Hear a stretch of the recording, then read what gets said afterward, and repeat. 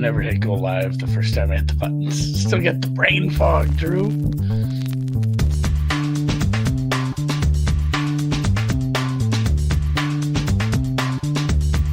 Welcome to the acclaimed podcast, The Deep Dive, featuring your esteemed hosts, Andy Monitor and Drew Dinzik, powered by BetSperts. Welcome to The Deep Dive. Home stretch, buddy. Last division. We're Last gonna week triple dip. Last week of also Rams this week. Last week of this. One more week till we are handicapping real deal NFL games as well, which is cool. Very fun. And, One real quick thing. Yeah. Did you watch Parks and Rec? You ever see I've that seen show? it. There's an episode where April doesn't think March 31st is a day. So she schedules all those meetings for that, thinking she's telling people to fuck up. Basically, that's my week. Somehow I have a haircut, a dentist appointment, an ophthalmology appointment, another appointment. I have 4 appointments. My kid has a dentist appointment. My other kid has an ophthalmology appointment. And we have our podcast and everything else. Like somehow I looked at my schedule. Like it's it's the first week of volleyball for high school, so I have a match to go to at night. It is some of the most fucked week ever. But I'm glad it landed this week rather than next because or next last, week, or last. Before, yeah. Well, I mean, next week, like you said, it is like, hey, let's get into it. It's full season time. When we talk to you next week, we'll be doing some Sims. Yeah. With these final numbers of ours, and on Wednesday we were going to do that Wednesday. No, we can. Yeah, however you want to do it. Yeah. So here's a little bit of a format wrinkle for you guys today. We're not going to go a full hour on these 3 teams. I don't think I can. I don't really feel like it. I've hit, not only did I not want to, I've hit a wall, man. Yeah, and so basically we're going to hit the 3 lesser teams in the AFC West today, and then that frees us up to do a full hour on the Chiefs on Wednesday, and then I think we'll use our second hour on Wednesday to do the kind of capstone where we'll go through and we'll start talking about how we adjusted our ratings. We'll kind of rehash the ratings overall, like if we think we needed to do any modifications to the weighting, and then just in general, what did we change for certain teams that we talked about a million years ago, and then we'll sim them and we'll look at the futures market. We'll maybe make some bets. We'll see. But today we are going to talk AFC West bottom. There's a Labor Day in the way next week. Yeah. So. Right, yeah. Monday, Tuesday, I'm out of commission, so I can only do a Wednesday pod next week. Yeah. I have travel. I have fantasy fucking football draft to manage. I'm a commissioner on like Sunday. Yeah, Monday is hammock. Wait, he's a commissioner. Woo. It's the worst thing. It's like, oh, hey, 40-year-old person who I've known all my life, you have to pay your dues. Like, you make me feel like an asshole getting after you to pay for fantasy because I got to pay the winners. I am the toilet bowl champion, so I'm drafted. Who do you go first? CMC? I haven't done any studying yet. Yes. Somebody in the chat, half point PPR. I have the first overall pick. Who should I take? I think it's just Christian McCaffrey, right? Let me know in the chat. Let's get on to the Broncos. This was it's a bad year, but it's fun too if you look at this. And this was a struggle I'm going to get into when I talk about the defensive ratings I put together for this team. If you look at weeks 1 through 8, it is a 32nd ranked defense by most of the EPA, all the success rate, anything you want to look at there. You go 9 through 16, it's like top 5. So not some of it was schedule. Some of it was, it's really hard to like, when you have this huge outlier and you get 70 points laid on you. Yeah, that's true. It's hard to pull out of that golf. Like you almost want to throw that week out when you're looking at the rest of it, but it became a tricky kind of piece of, forecasting here is how much do I wait the full season compared to how much, we saw Joseph get this team going in the second half of the season from a defensive standpoint compared with, Also they lost some players though. Well, I think they it was better. It's they but lost then those guys are gone. Yeah. No, I think they got healthy by about week 8. I mean, you want to throw out 2 outliers. You can definitely toss the Miami game where they conceded 70 points. A lot of that was due to the situation that they were in that game and the absences on the defensive side of the ball for that game. And then if you want to toss the Kansas City Chiefs game where they held Pat Mahomes to just 9 points, maybe like the lowest output of his entire career, tied with that Tampa Bay Super Bowl. He was sick in that game, so I don't think that one really counts. Yeah, going and playing at altitude when you're sick is no fun. But I think the overall theme of the Broncos from last year, and you're right, like their DVOA landed 30th. That's bad. Like it was overall bad. They did not have a tough schedule after they played the Bills week 10, which was another surprising win. Hey, you had back-to-back wins against the Chiefs and the Bills. We had a good year, right? No, not really. Yeah, it was a very odd year, and you had a quarterback and coach who, didn't care for each other. Yeah, You had a lot of weird dynamics, and there was good players on this team at the same time. Like you had some good receivers, like we talked about. Once they got healthy, you had some good defensive players. It sucks because like what you lost, you didn't backfill. Right. What you think you're going to be able to do well is really, really wishing a prayer because you're going with a rookie quarterback, which I will say anything I've looked at, and I don't want to buy into preseason hype. We saw where that got the Kenny Pickett truthers last year.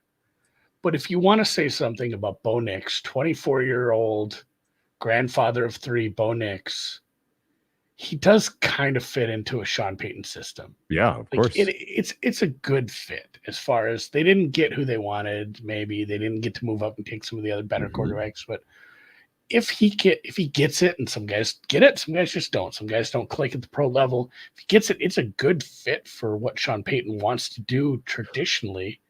Well, so a little bit confusing. Maybe it works. I don't know. It's a little confusing to me what Sean Payton wants to do because Sean Payton's arc really changed in New Orleans.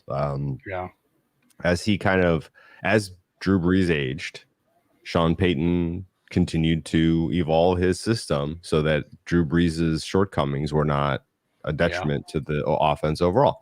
And then he leaves. They never really replace him. They have the weird Taysom Hill experiment, and then he retires. But obviously, still had an interest in coaching. Comes back to Denver, and I thought in general applied maybe the most conservative offense we've ever seen with Russell Wilson at the helm. And it didn't make a ton of sense, or at least that wasn't a good guess last year in the preseason. You couldn't have been like, I think this is going to be real conservative. No, that was a little bit of a surprise, but he kept Wilson in a box and really, tried to succeed in spite of him as opposed to because of him. And they almost did. I mean, they were through week 14, they were 7-6. They were kind of in their own control of their own destiny for a wild card spot.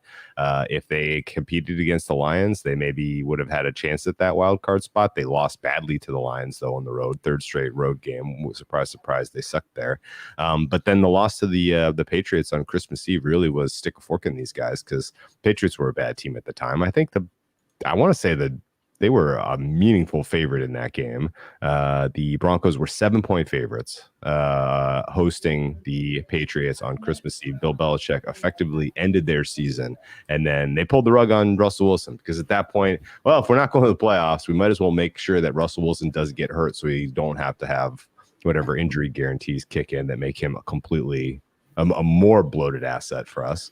And this year, the experiment is, well, can we do a rebuild while absorbing the impact of the disastrous extension they gave Russell Wilson without him here? And the only way you can do that is by drafting a quarterback. And I guess to the degree that they got somewhat lucky in that they're picking in the middle of the draft and they got a guy who's, I guess, a first-round talent. They got the 6th quarterback. Who didn't? The Raiders, right? Like other teams with a need to upgrade the quarterback position didn't get a guy. The Raiders were one of them. The Giants were one of them. And so to their credit, they got a guy to try to rebuild with on the cheap. And Sean Payton navigated the entire offseason, I think, relatively predictably to kind of get Bo Nix to play conservatively within the system that we now see Sean Payton running with old Drew Brees, with washed Russell Wilson, and now somewhat limited Bo Nix, and it might just not be good enough to compete at an NFL level. I don't think it's going to be off the bat, but like I said, what we did at the end, you brought up a really good point. What we did at the end of Sean Payton's tenure with Drew Brees, it might even be a better fit for quick West Coast offense, quick timing routes, like not dink and dunk, a little timing shit over the middle, but like it seems to be an okay fit if he can play, if he gets it. So much changes when you get to the pro level as far as just, like every defender is the best player on the team that we would have played last week in college. Like everything's so much faster. The defense disguises are so much tougher. You just see these guys get overwhelmed. You see these guys the speed of the game, and so there's a lot to overcome beside the part where what if he's just the sixth best quarterback and he wasn't actually a first round talent? Yeah. Yeah. And I think your other points are fair, which is, some of the bright spots for this defense last year are gone. Justin Simmons is the easy answer. He was, and honestly, like the weird kind of recasting about Simmons late, kind of getting old and, not necessarily having a role or a fit with this team. I did not understand. I thought he was perfectly good last year, and I think he's going to be interesting in Atlanta. He may be one of their best defensive players, honestly. And not only losing him and Kareem Jackson, who Josie Jewell also didn't get to play because he was acting up. But the Josie Jewell, losing your starting center, losing some backup, losing some backup help with the offensive line, losing Jerry Jeudy, Russell Wilson, just losing him because of what you're paying him. Like I know it's sunk costs right now, and I always chide you about like I don't give a shit. I'm just making a number for this year, but like long term, that's a big old albatross to try to build this team. Like that's going to affect you for 3 years. Like it's going to be really, really tough to put the pieces. Like if you miss on Bo Nix, this is like a 5-year rebuild from there because you can't afford to trade for like a high end quarterback. You're drafting. I don't know. Like you got to give him more than 1 year unless it's a real big disaster, but. Like if you really, really don't think he's the guy at the end of the year and you have a bad year like you're projected to, and there's a quarterback within reach, you almost got to do the Rosen Murray thing, don't you? Where it's like, yeah, we fucked up. Nick's ain't it. Like we can't trade for any of the free agent guys because we can't afford them. Like we got to take another rookie here. And that sucks. But at the same time, it's not like Arizona's won a Super Bowl with Kyler Murray, but that was the right choice. Sometimes you just have to say, this wasn't it. So it'll be curious to see like what their draft plan is, because their draft plan could be like one of 8 things next year. It's crazy. They have a wild distribution of like, here's their top need going into the draft. Well, they had a wild distribution of needs this year. Like I didn't know for sure they were going to take a quarterback. I didn't think they would because they wouldn't be able to. I just didn't think there'd be a guy there that they'd want to take. Yeah, but I mean, I think ultimately, like the key is that there's there is a notable turnover of guys who were impact players for you last year on a surprise. Did they 8-win team or 9-win team? They were 8-9. The surprise 8-win team. There, by the way, their over under was 8.5. So I shouldn't say surprise 8-win team. They did not make their win total last year. But I think it was a surprise after you watched the first month. It was right. It was right. That's fair. I mean, they were what 30. They were 30th on defense, DVOA, 19th on offense, 24th overall. So I guess really that's where the disconnect was. Is that like 8 felt surprising because their expected win loss by points was like 7 and 10, so they got an extra win there. There was definitely like a little bit of a feeling of overachievement, and a lot of the guys that helped you get to that point are gone. And doing any sort of Pythag on a team that lost, 70-20 or whatever, that makes that a little tricky to. That's fair. It makes it a little tricky as well. So they did feel at times at the end of the year they felt like, hey, this is a team that could be an annoying team to play in the playoffs because the defense is really kind of trucking right now. It's funny. There's a lot of that in this division. We saw that in Las Vegas as well. It's like this defense is kind of playing good. This is supposed to be a pushover team. This is a team that got the shit kicked out of them by some other teams. And like you said, we had some signature wins. So yeah. Look, I'll be honest. I'll be honest. I did not watch a lot of. Oh, you hate Sean Payton. I know that. Well, no, I hate like taking credit away from him because I've seen that like people like tarnishes his reputation going up there. Like going to Denver and not succeeding, just being bad here, having the whole debacle with Russell Wilson. Like, give it some time. You know, it was an impossible situation. It was a bad situation. It was a no risk, like, hey, if you can salvage this, you got found money. And if you can't, then they're going to do what they are doing now, which is start over. And so these were kind of the paths. I don't know. I will be honest. I did not watch a lot of 2023 Denver Broncos because they were not a fun watch. They just weren't fun to watch. And I specifically regretted watching that that Christmas Eve game against the Patriots. Like, I mean, it was funny. The outcome was funny, but this was not good football. So, you know, I had a little bit of trouble, kind of really grading these guys because number one, the turnover, and number two, I didn't have a strong connection to them last year. So with all that said, were there any moves that you wanted to key on that we haven't mentioned so far? No, like you said, losing a linebacker who played well, and then both safeties. It's not great. I know that safeties rotated around a little. You saw Locke playing some, but Simmons and I can't think of his name now. That our suspended guy, Simmons and Kareem Jackson losing Josie Jewell, losing Lloyd Cushenberry at center, Judy, I guess. You have some other young receivers. You're about to get rid of another one apparently because you're so happy with your depth. I don't know. The additions just didn't feel good. You know, like you drafted your quarterback, and from there, I don't know what's your excitement level for the rest of the drafts. It's Troy Franklin, who's kind of borderline making the team at this point. I guess getting rid of Tim Patrick helps that, but you drafted your third or fourth string running back. You drafted a rotational defensive end. Yeah, the short answer is it did nothing for me. You had Bo Nix in the first round, and then you had a third, fourth, fifth that I think are going to be marginal impact players, if at all. Yeah, like John Franklin Myers. It was an addition that he'll play. You know, the backfilling didn't feel good, and obviously you probably didn't have a ton of money to go out and make any splashes in free agency as well. Yeah, that's true. You got a lot of Russell Wilson money tied up.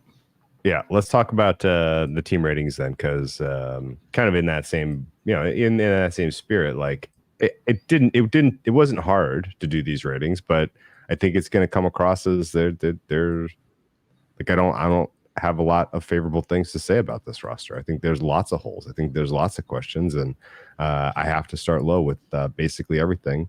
And it starts with a grade on offense on QBOC of 1.5. I think that same season. I think that because I think ultimately if this succeeds in year one and it's anything other than just vanilla cross the street a couple times, play a little bit of keep away, I'm going to be surprised. Yeah, this was the same rating I gave to Carolina. This is the same rating I gave to Daniel Jones. I mean, obviously we're putting offensive coordinator in here as well. So this is, I guess, credit. Also, I'll be honest, I didn't see what other people saw out of Bo Nix in the preseason. Like, did he do enough to win the job? Fine. Okay, fine. Yeah. Yeah, it didn't move the needle for me. I didn't see special flashes, that's for sure. And I didn't see special flashes watching Bo Nix play his millionth year of college last year either. I remember watching him at Auburn, right? Way back, 5 years ago. Sure. I don't have a especially good taste in my mouth from anything Joe Lombardi's ever done. So, like I said, if this new updated West Coast offense is a good fit for him, they have some people around him. It's not the worst talent group in the league. They have the pieces in place to not embarrass themselves. But if he's got to find his way pretty quickly, because if you give him the job, obviously he's better than the Zach Wilsons and what was it, Wilson and Stidham? Was that your three-way race there? Yeah. So 1.5 is pretty fair. Yep. Okay. The wide receiver room is funny because the projected starting slot is apparently they're going to part ways with Tim Patrick. Interesting for Sean Payton to find a new way to be a villain and, really kind of throw cold water on maybe one of the only feel-good stories going on, which was this guy fighting back from back-to-back years of season-ending injuries and playing well enough to, kind of prove that he can contribute, and then deciding, well, we're so deep at this position, we don't need you. You are? Okay. Cortland Sutton is the perfectly serviceable wide receiver one. I would put him very much in the middle to bottom of wide receiver ones across the NFL. Josh Reynolds is a perfectly serviceable wide receiver two. I'd put him very much in the middle of wide receiver twos across the NFL. And then your depth is not that great. I think your tight end room is questionable. Weird that Greg Dulcich. Questionable. Yeah. Dulcich is not a Sean Payton guy, so we're just this is the Adam Troutman project, I suppose. And then your running back room includes a running back who you would like to lean on as a bell cow in Javonte Williams, but has not been able to stay healthy, and then more questions. So I think overall this is a pretty bad unit from the skill group. I'm at 3. Where are you? I went 3.5. I do like Sutton quite a bit. Okay. I don't mind the running back combo of Jaleel McLaughlin and Javonte Williams. Obviously, we had some injuries there that have kept him from probably realizing his potential. But a lot of, when I do this rating, and I've talked about this before, a lot of it hinges on wide receiver over the other positions, unless it is just hey, you have a stud tight end. That's a huge bump. But yeah, like not only Troy Franklin, but Devon Vele, a 7th round pick. There's going to be some rookies that probably get in the mix when there's 4 wide receiver sets. If you're, 86 in Tim Patrick, because that basically moves your kick returner into a starting slot role. And I don't know, that's where he belongs.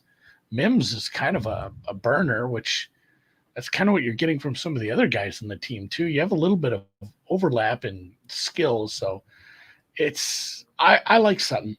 Like I'd have him middle of the pack for wide receiver ones. Okay. Same thing you said with Josh Reynolds, like middle of the pack, and then the depth is kind of shit. So 3.5. All right, I'll bump mine to 3.5 too. That's fair. Okay. The offensive line also very difficult. You mentioned it. There's turnover now at the center position. They're going to be starting, it looks like, Luke Wattenberg, who was a 5th round pick in 2022. You have Ben Powers as left guard, Quinn Menierez at right guard, who you just gave a lot of money for a right guard.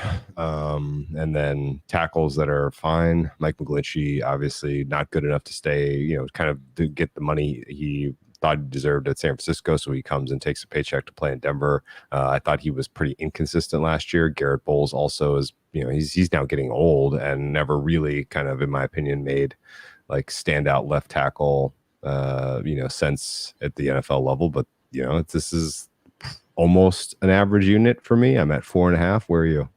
I'm at 5. Bulls, 5? Yeah. I'm fucking Patrick kills me. I'm gonna choke this guy. He is a walking.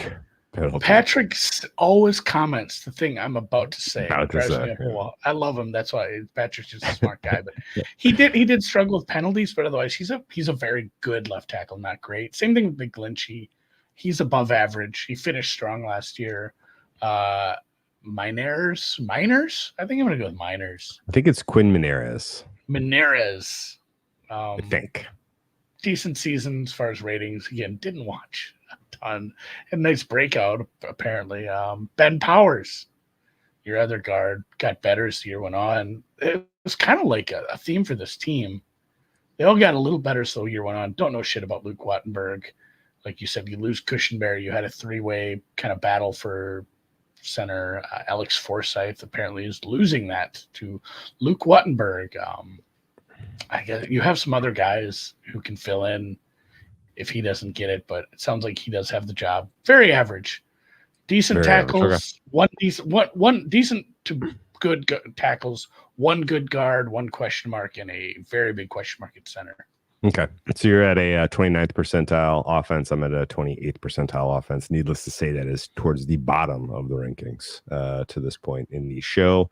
Where are you for the defense run stopping unit? And again, like you look across this defensive or this depth chart, that feels like there's a lot of computer generated players on this. Like I really struggle to be like, huh? How do you come up with a grade for him? Like, what's his effect going to be? How many games can you even get from him? I mean, DJ Jones and Zach Allen like had some data at least, so I got a decent like way to grade those guys. But I I don't know, man. Tough to grade John Franklin Myers considering the strength of the unit he comes from. Tough to grade any of this linebacking core outside of Jonathan Cooper, who I think can play. Alex Singleton is going to be a pretty important piece for you in the run stop, and I have a bad grade on him. Cody Barton, I'm not sold on. What's your run stop? I'm very not sold on Cody Barton. I'm not sold on really either inside backer nor nose tackle. DJ Jones is probably a pretty big liability. So the middle of your defense is a problem. And again, this is the issue we run into with this team. Like you said, you look at the last 8-10 weeks, they put up some good numbers, but that was with some other players. That was against some easier schedule spots. That was against some teams late in the year that were flailing.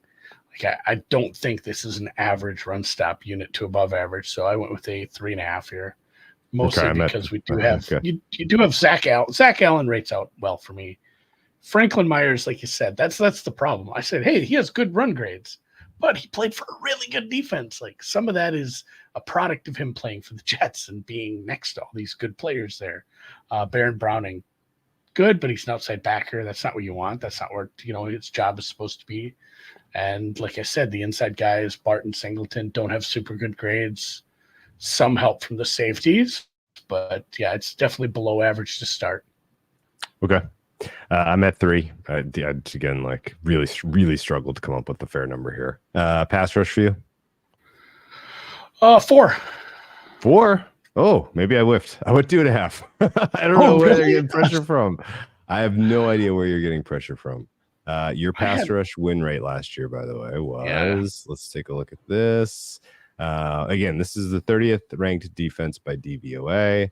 Your pass rush win rate last year was 30th, 34%. And you didn't move the needle at all in terms of changing over personnel. You use the same scheme. How is it going to be any better? I go figure. I think this is going to be a bad pass rush. How do you get to 4, or is 4 just sort of a placeholder because we can't grade these guys? We did see some better. Like I said, you saw better play at the end of the year, and it's definitely not a, oh my God. Once we get to the Chargers, you'd be like, oh my God, Bosa and Mac really tore it up last year, and honestly, after that, it gets a little rough for them too.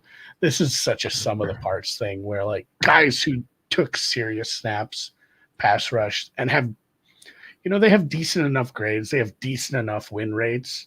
Nobody stands out though. It is a very sum of the parts for between like, you hope, Franklin Myers can help you from the inside. Baron Browning, who didn't get a ton of snaps, rotational. He's fine to above average. Zach Allen, fine to above average. Cooper, Bonito, TJ Jones, once again, a liability. This was I have too many guys that rated out okay. And I saw some decent spots. But yeah, it's tough with, again, losing Jewel, losing your safeties. I have a good number on Baron Browning. It's not someone whose career I've followed terribly close. I implore you, Drew, to dig in after the show on some Baron Browning clips. I mean, he's a defender with a single-digit number. Those guys usually have some pulls. I don't know. That is true. I hadn't thought about that. I have nothing else to add. Are we doing aura grades? So yeah, I wondered if we weren't going to be off. I'm surprised we've been this close this far. Okay. I feel like maybe I'm underrating their offensive line. I somehow missed that their offensive line was 8th overall in pass block win rate last year, 3rd overall in run block win rate. But the pass block win rate, I don't want to give him credit for it because Russell Wilson was throwing the ball in 2 fucking seconds to throwing it at the line of scrimmage. I think that offsets down. When he didn't get rid of it quick, he walked into a lot of sacks. So it was kind of an offset thing. Okay. All right. Maybe I'm low on their O-line. But they also had a much better center last year. Yeah, that's true. All right. Coverage number for you? 4. Okay, so I went 5.5 for coverage. 4.5. I went 4.5. Excuse me. Okay. They have Patrick Surtain. A little higher. Yeah, that's basically that's all I can say. So Brandon Jones should be fine at free safety. But then your other corners, like Pat Surtain, and his numbers weren't as good last year, but he had he was like, why do you give me your toughest battles? Pat, it's like week 5. Like he was given every tough assignment every time. But yeah, Riley Moss across from him, small sample from last year, was not good in that small sample. So it's hard for me to say, he's going to play well on the otother side across from Surtain. And then Jaquan McMillan is a slot nickel. He was okay if he was playing against a bad offense, and then he'd go up against anyone good and just get his shit blown up. PJ Locke catching strays. Did someone say that? PJ Locke. PJ Locke. Oh yeah, Patrick again. I'll tell you this. I mean, Jaquan McMillan, I have as he was good at preventing separation. He was poor at the catch point. You know what? That's not really good for if you're a slot corner. It's a tight end or like a really good slot receiver. Yeah, exactly. You need to be better at the catch point if you're going to play that role. Sorry. All right. So the overall, outside of Patrick Surtain, I don't really know what the bright spots are. The safety group scares me, and I'm 100% with you on. Was not a fan of Riley Moss's work. If Levi Wallace comes in to backfill either of these positions, he is also not a fan of his work. It wouldn't be surprising. Yeah. Okay. So overall, your defensive number is 40th percentile. Mine is 37th percentile. So we're in pretty strong agreement there, and that's not a huge deviation from DVOA. So I think we're reasonably anchored here, even though we don't know anything about a lot of these people. Let's talk about the special teams. What number did you give them for that? It is a 4. Will Lutz improved. Riley Dixon is meh. Marvin Mims, good returner. Payton, your 13th most aggressive coach last year. Okay. By Aaron Schatz aggressiveness rankings. So not great, but not horrible. Those special teams. Or did you say your intangibles? Okay. What's your intangibles number? My intangibles is a 4 too. 4 also. Okay. So I'm at 5.5 because they do have altitude going for them. All right, I'll bump it up. Does that matter? I'll bump it up to a 5 here. I made this speech about not wanting to disrespect Sean Payton, and then I throw that thumbnail up, and then I give him a 4 in intangibles. It's hard to make good adjustments offensively when that's the offense you're rolling out at times. But I do believe he hasn't lost it. Maybe lost a step, but he hasn't lost it. So we'll give him a 5 there. Okay. So what's your ultimate power number? I'm at 33rd. Yeah, you're at 33rd? Yeah. I must have done the math wrong somewhere. Tell me again what your 1.5, 3.5, 5, 3.5, 4, 4.5. Yep, and then 4 and 5. Oh, 4 and 5. So, you bumped his intangible to 5. My bad. Okay. Your ultimate power number is what? 4.5 to the bad. Okay. I'm at -6. Same as New England. Yeah, I'm at same as New England, exactly. Which is it's going to be tough. So it's important to note, because there are so many uncertain players, this is a very soft number among the ones we've talked about.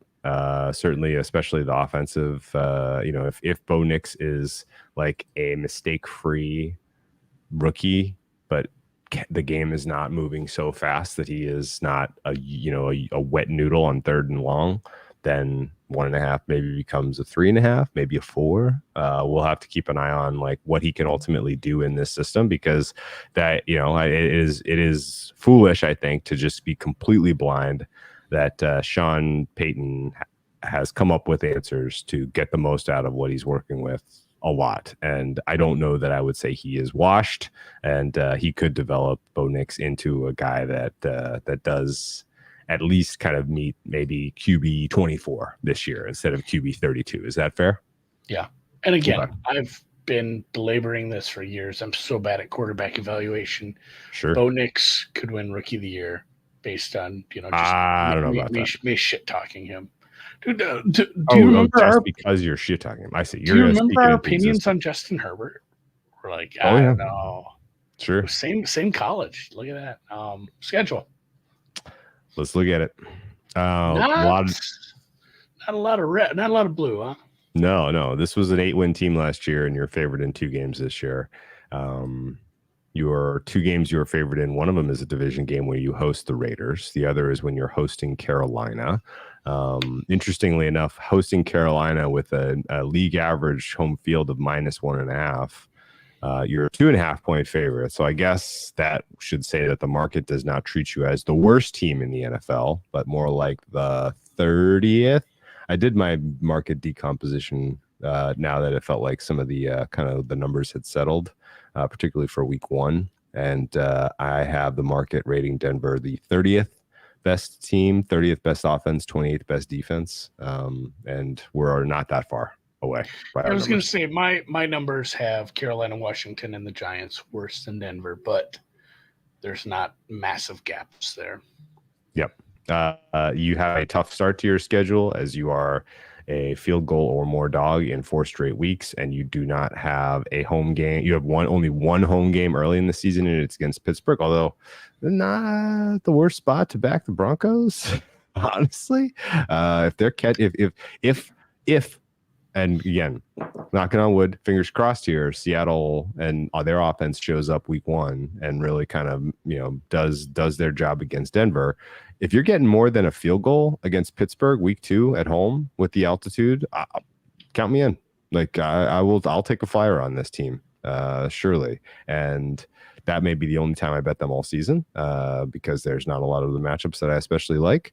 But a ton of travel on the schedule, a ton of rest disadvantage on the schedule, and a stretch towards the middle of the season where you're going to be pretty unwatchable in those games at Baltimore, at KC, where you're outside of a touchdown dog. That's such a bad week.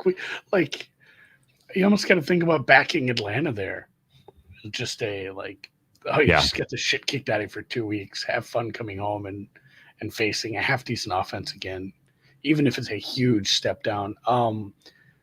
Revenge games up and down. You got the Russ week 2. You got the New Orleans Sean Payton week 7. You got Joe Lombardi Chargers. Obviously, I mean, that just happens twice a year. That's how that works. But it's a lot of fun, stupid narratives that we'll have on the TV. But boy, there's a Sean Payton against the whole if this offensive the whole line NFC South. Good. Yeah. This is you got, like we said, we got Bosa and Mack, you got Max Crosby and Wilkins, you got Chris Jones. This is you better hope the middle of your offensive line does figure things out. Yeah. Because not only that, you've got Baltimore with, like I've said many times, the best defensive interior. You got the Jets, you got Pittsburgh. There's a lot of bad Mama Jamas coming at you in the pass rush style here. Yeah. Have fun with that. If this offensive line in the center of the interior there doesn't gel up in a hurry, it could be a bad season. Interesting. It's our 29th ranked team. Weird that we're saying that might be bad. I mean, you're going to go up against some offenses that only have one wide route, like Pittsburgh week 2. And if you're telling me, hey, Pastor Tate, go take care of George Pickens, and then we'll just score 20 points and we'll be good. Okay, I'm there. Who's covering Ayuk? Wait, did he get traded? No. I'd tell you. I wouldn't set you up like that. It doesn't necessarily feel like you're going to have a tough time playing defense when you're up against weak skill groups, because Surtain can go toe to toe with one good guy, and maybe that applies to the Jets too. Like if Surtain locks down Garrett Wilson, I'm not sure how the Jets are scoring enough to get a clean cover against you. Their defense is going to make Bo Nix look pretty poor, I would imagine, but that one maybe is a clear, easy, obvious under game, I guess. There might be a lot of under games in this schedule, even though this defense is not very good. But yeah, my expectation is that Sean Payton's going to run a pretty conservative offense, and he's going to keep it pretty simple, and he's going to try to play some keep away, and he's going to try to shorten the games. Yeah, that's what I would do. All right. No interest for me in any of these season-long futures. No interest for me in Rookie of the Year for Bo Nix. I think that price has gotten out of control. He would be my clear 4th choice among the quarterbacks. He's somebody you can take mid-season at a big number when it start to look like it's clicking, and you think he can rattle off, win 5 of his last 8 games, and he'll have to throw for like 2,500 yards in those 8 games. It really has to be clicking midseason. Somebody else has to be favorite. And you have to get a big number because the people that bet it down to 10-1 at this point, I think, it's not MVP. You don't need the first seed. You don't need a winning season. Sometimes you just need to have that year like Justin Herbert had. Yeah. And it's within the realm of possibilities here, but I'm not bullish on it. Yeah. So very very. I'm gonna go ahead and make it a statement. Second straight year, not gonna watch much of the Broncos. Sorry. I'm not going to bet many of these games outside of the handful early in the season we've already talked about. I'm not really going to be running to the window to get 10.5 points against Balto. Or I'll tell you why I'm going to watch it, because it's the same as I always watch Denver games. They have a lot of 4 p.m. games. They do have a lot of 4 p.m. It's like, oh, there's only 3 games on. I guess. How many times are they in prime time? It looked like twice, I believe. A late season one against the Sean Payton Bowl is a Thursday night. Oh yeah, and then nice. Denver Cleveland in Denver. Okay. Hope for weather. All right, let's wrap up the Broncos here. Staying in our 40-minute number, and now let's go talk some Raiders. The autumn wind is a Raider. Appreciate you guys. We're gonna end the stream, end the podcast, start over with a new one. It'll be the one that says Raiders. Going live in under 1 minute. Peace out. Get the thumbs up.